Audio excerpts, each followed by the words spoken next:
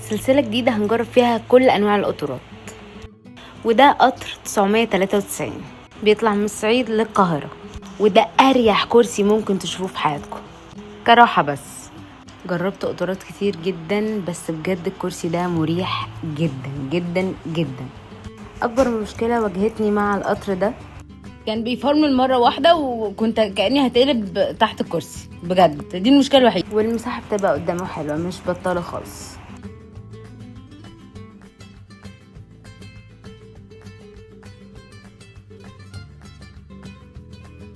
بصراحة أسوأ حاجة في القطر كله الحمام، 0/10، 0 بجد.